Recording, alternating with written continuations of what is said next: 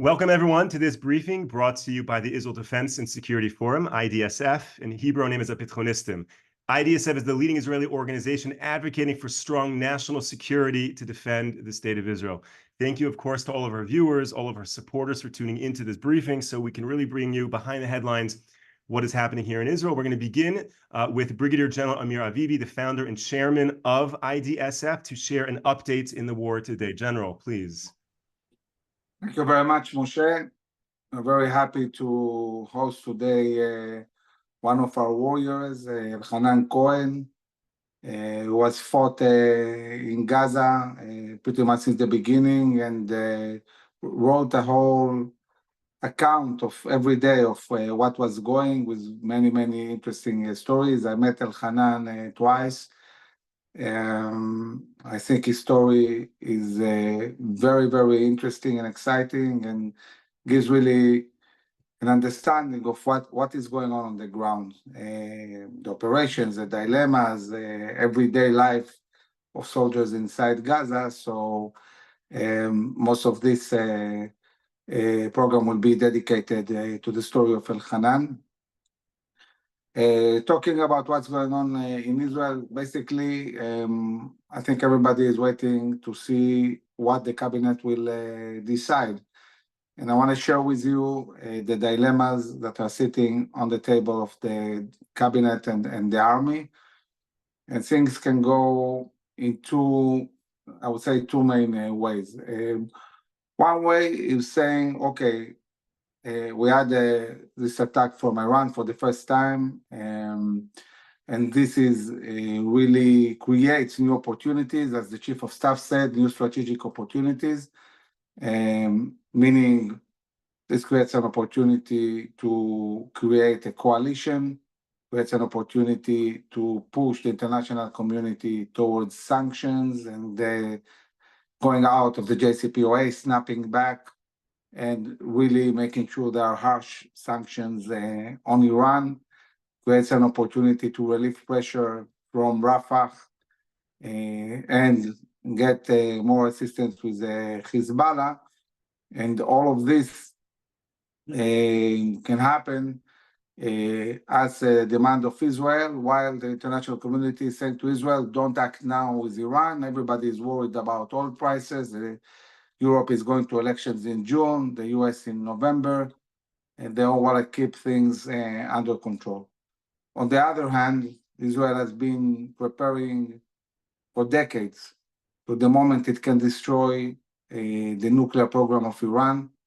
We've got a window of opportunity to retaliate very strongly and set back this program dramatically. And the question will be, where is this going? Is the cabinet going to launch a serious attack now, or are we going to focus at the moment on Rafah, winning the war against Hamas and releasing the hostages, and also preparing for a possible war in the north, and being able to bring back our citizens to the towns in the north? Today, there was an attack with drones in an Arab-Israeli city, but in a location where we had soldiers, and there are several hurts. The fights in the north is going on a daily basis. I just came back from 2-3 days in the Golan. It's amazing to see on one hand everything green, and the Hermon still with snow and everything blooming, and on the other hand, parts of the north in a war zone. A very strange feeling. As things are evolving, the IDF brought 2 more brigades in reserve. They call them back to the south, to Gaza, for preparing the operation in Rafah. There are many people are talking about maybe there is the government postponed it for a few days, but I can say overall we're moving forward with the plans, and I would say that the ground incursion in Rafah is pretty much imminent. So really, the main question is how is Israel going to retaliate against Iran, and when? The decision was taken. Israel is going to retaliate.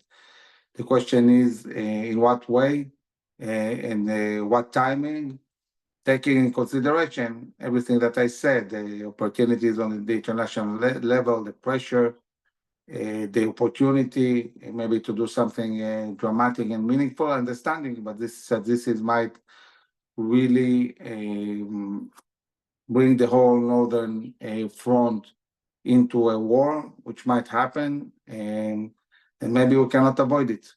It's something that we have to deal with. So these are now the considerations, and we're waiting to see what will happen. Moshe? General Avivi, thank you so much for that update. Just one quick follow-up question before we go to Elhanan. Is there any time frame estimate for how long the operation in Rafah would take once it begins? I think it's very hard to say. It's something that it's hard to calculate. We have to be really thorough. We have to go into the tunnels. We have to find the hostages. We have to find the leadership of Hamas. We don't know how fiercely they are going to fight. I mean, this is the last area Hamas is really controlling. They might collapse fast and they might fight to the last bullets. We don't really know, so it's very hard to estimate what will happen. We also have to destroy all the infrastructure of tunnels along the Egyptian border. So this might take some time. Okay, thank you. And now we're going to go to Captain Elhanan Cohen. It's a great, great honor to be joined in our briefing today by Elhanan, and we've spoken many a times about this war, and much of this war comes down to the heroes who have quite literally put their lives on the line for the Jewish people, for the state of Israel. So Elhanan, it's a privilege and a pleasure to have you here. Thank you very much. First of all, it's Elkana for some reason. I don't know why the Zoom didn't allow me to change the name, but so it's Elakana Cohen.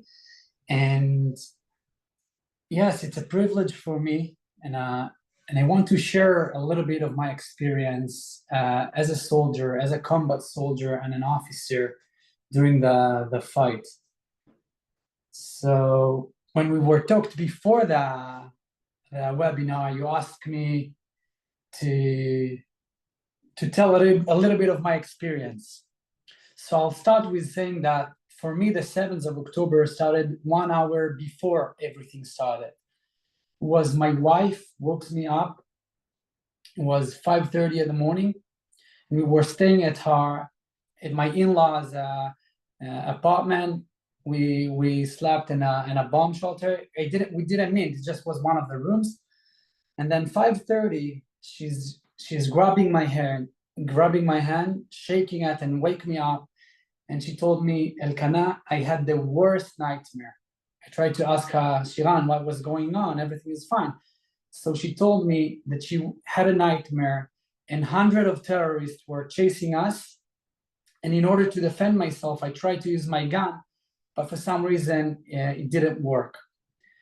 I hugged her. I told her, Shiran, don't worry, everything will be fine. And I went back to sleep. 6:30, I was woken up by her entire family surrounding us inside the bomb shelter. And I heard the entire siren and the missiles and the explosion.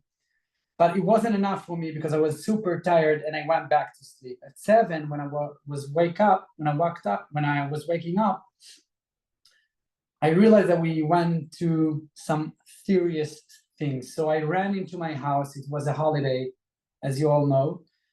But as a religious guy, I'm not using phone during holidays, but I knew that this is something big. So I ran into my house, which is 15 minutes walk away.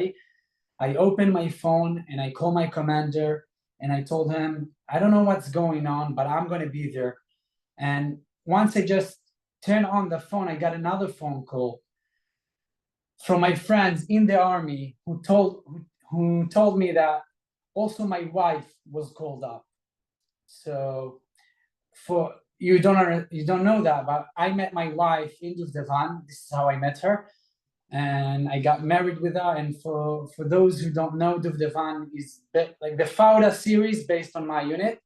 So whoever wants to try to imagine which unit it is, I met my wife during my active service, and he called me and he told me that my wife and I was called up to the base. And that specific time, I realized that something terrible happened. Because, you know, sometimes when I get called up, it's fine. When my wife getting called up, it's also fine. But when we, both of us, getting called up after those sirens and after everything we heard, I realized that we're going through a big thing. But I can tell you that no question, no hesitation. I knew that where I were needed to be, and I went and I picked up my stuff, me and my wife together, and we went to the base. And I have to share you that feeling, because that feeling for me, even when I'm saying that right now, I'm a bit proud with the feeling that we both went, because not every couple have the privilege to go together in order to protect our country, and we had the opportunity. So we went into our base, and then I can talk a little bit on that day, but basically I got called from one of my friends from my old team that I used to serve, and he told me that he also got called, in our entire team got called up. And I decided to join my old team. And after that day, we had 3 weeks of preparing ourselves in order to the Israeli army getting into the Gaza Strip.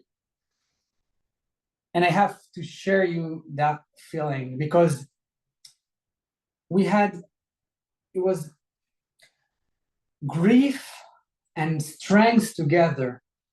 I heard every day on friends of mine, my only friends that I knew that were fighting there at the 7th of October, who unfortunately died. Some of them got murdered at the Nova festival.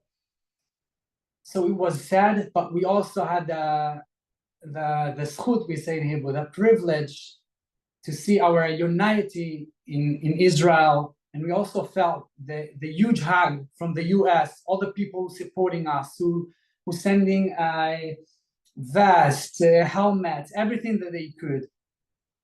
After 3 weeks of preparation, we got into the Gaza Strip. And when I went there, I have to tell you, it was a shocking experience for me. One of the time I went into a house, a normal house, and I start looking for everything. I start searching, and people who wasn't there don't understand that every time when we're searching houses, it's a physical job. It's not an easy thing to do. You have to move all the beds, all the cabins, and everything. And my friend and I were already exhausted. So some of them sit down on a bed. And I kept searching, and I opened one of the cabin doors, and I saw a doctor certificate. So my friends told me, Elkana, Kuno, you can come down. We already searched this house enough. And I told them, no, we have to do as much as we could. So I kept searching. And then after a few minutes, I found AK-47 magazine. I found radios, and I found a headband of Hamas. So when I found them, me and my other friends told them, right, everybody stand up, let's move the bed. And when we moved the bed, we found a huge bomb. It's basically where 1.5 meter missile, 2 missiles like that, connected into a wire. And when we were talking to the explosive team, I don't know how to say that in English, but they told us that this bomb was supposed to explode when we were inside this house. And I want to share this experience with you because it was shocking for me, because every house that I've been through, I saw weapons, I saw guns, rifles, grenades. And the weird thing about that, this is what almost everywhere it was hidden under kids' beds. You can move a stroller, you can find a bomb. You can cut a huge teddy bear puppy and you can find an RPG inside that. So for me, it was shocking. I didn't realize who are we dealing with. And so this is one experience. And Moshe, do you have any question or something? I can keep talk for a long time. For sure. So just to clarify, you said you found a doctor's certificate meaning that was a physician who's charged with saving lives and he was a member of Hamas. Yeah, definitely. It wasn't the only one. By the way, after that time, we realized that every time that we find a doctor certificate, this is mean that you have to look very carefully, because every time after that, we realized that almost every doctor had an explosive in his house. So from something that can help us say, all right, this is a good person, it became, this one is an evil one. So yeah. So you're in the thick of combat, you're a captain in Gaza, your wife is there as well, and you write a book. How does that work? Explain why you decided to do it, how physically you had the wherewithal to write a book, to record, right? Because there's also videos I saw that you took while you were in combat. You see a video of a building blowing up. How did you have the ability and the headspace to do that? Yeah, so it's all started by us getting permission to send letters to our house, to our families. And during that time, when I was writing my letter, I realized two things. First of all, that we're going through a lot of experience and I don't have the time or the ability to process everything we're going through. And by writing those letters, it's allowed me to understand and to realize. And the second and the more important realization was that we are having right now part of huge part of the history. And as I told you before, the listeners don't know that, but my grandfather, he used to fight in the 6-Day War, and I forgot the name, Givat HaTachmoshet, Ammunition Hill. The Ammunition Hill. And as a parachute, when he fought there, his girlfriend, which is right now my grandmother, she gave him a camera, and she told him, when you can just take a picture. And when he finished the war, he wrote a book including the picture and everything. So I think I grew up into that. I knew that my grandfather also already did that, and it's helped me to realize that we are in a historical moment, and this is also part of my job. Because right now I hear all of those people who protest against us. You know, sometimes they're talking about we are not moral. You know, when I hear those people, I can divide those people into two groups. Or they don't know what we are up against and what we are doing in order to avoid casualties and killing any citizens, or they are just liars. Because I want to share story that can explain quite good what are we dealing with. One of the time we needed to conquer some place because we knew there is lots of terrorists inside this place, but we couldn't do that because it was full with civilians. And by the way, I was in those civilians' houses. So, you know, people can say a lot of things. I was in those civilians' houses. I saw how much ammunition. So this is the civilians that we talk. And even those, for me, they are civilians and we're not going to harm them. So we know that there is terrorists inside this place and we want to conquer this place, but we don't want to do that before we being able to evacuate this place from all of those civilians. So we start calling them out. Nothing happened.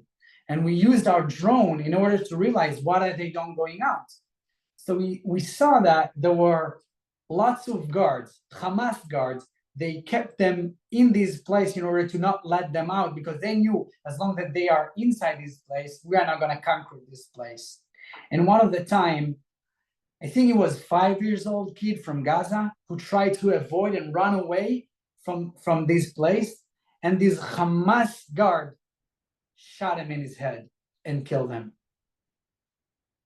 You realize what are we dealing with?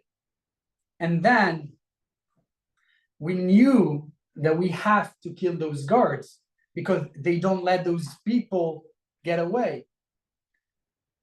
So we were staying in our position. Those guards already knew where we are, which is already put our life at risk, because when they know where we are, they can use RPG, bombs, and everything against us.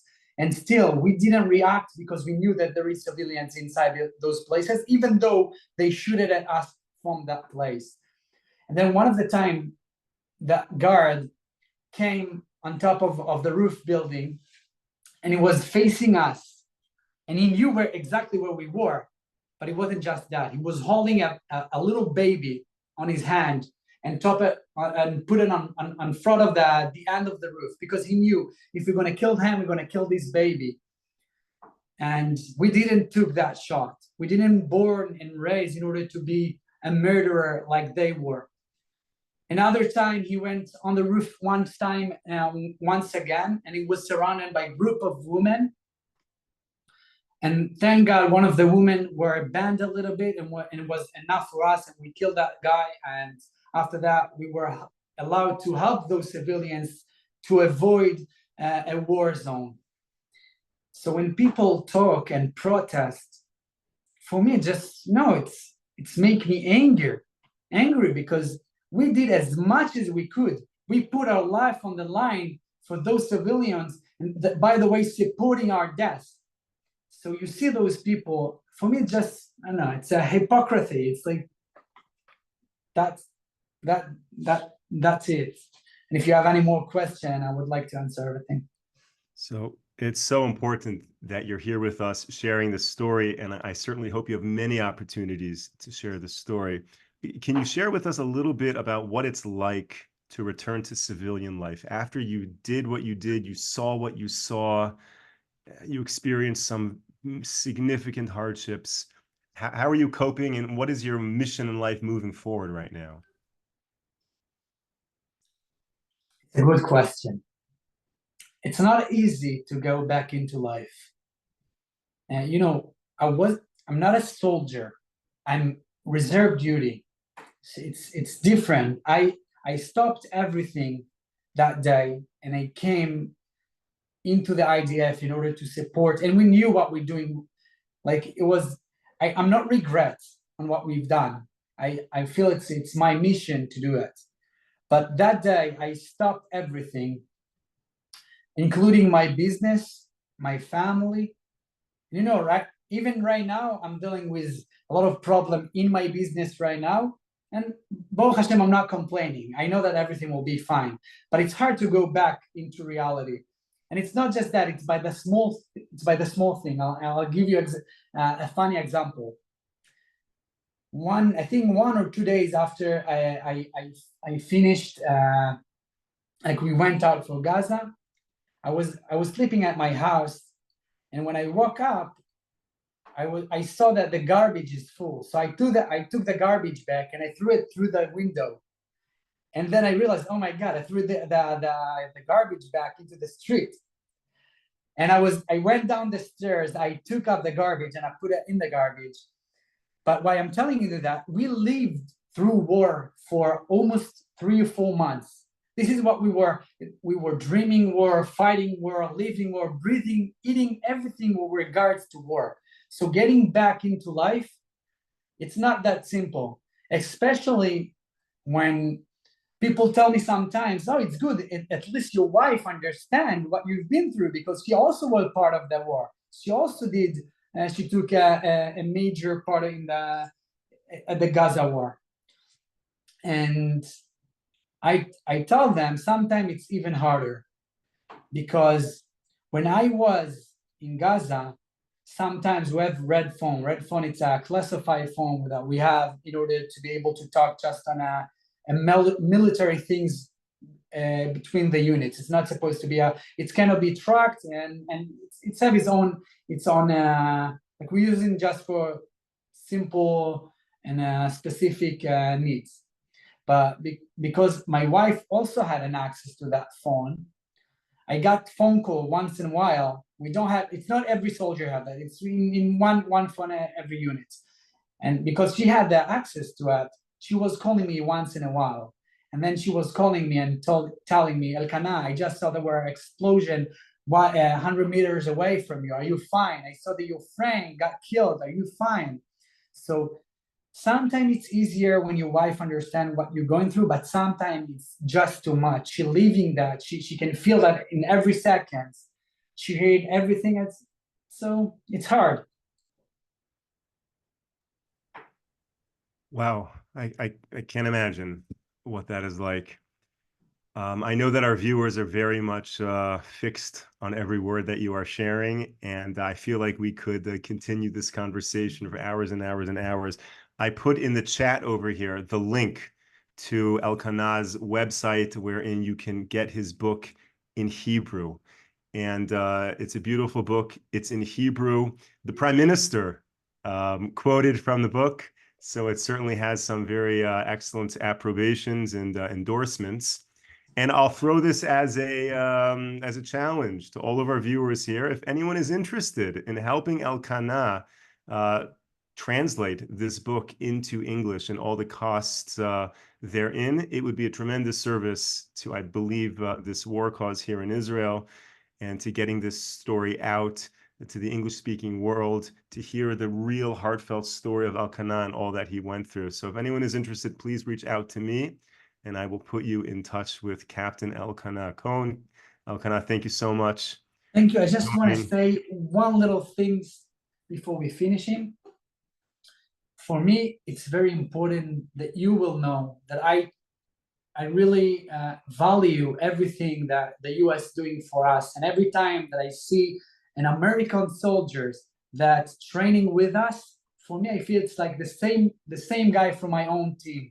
Because I do feel that, I do feel the love. And I know some of the people hear bad things throughout the world about the Israel connection with the U.S. I don't mind. I'll tell you from the field, we can feel the strong connection, and we value that. And the only thing that I can hope and wish that hopefully we're gonna bring our hostages back immediately as we can. We're gonna destroy Hamas because we have to. It's not our fight, it's the world fight, and people should understand that. It's light against darkness. This is what it is. And hopefully we're gonna see that our victory will help the entire world. And I wish you all the best. And Bezrat Hashem, Pesach Sameach for everyone. That's it. Thank you very much for everyone. Elkana, thank you so much. Thank you to all of our viewers, all of our supporters for tuning into this briefing. We will be back with you tomorrow, 10 a.m. Eastern Time, 5 p.m. here in Israel. Tomorrow's broadcast is going to be live from the Gaza border. So hopefully all of the internet and everything, all the cameras will be working well. Until then, stay safe, stay strong. Take care, everyone. Thank you very much.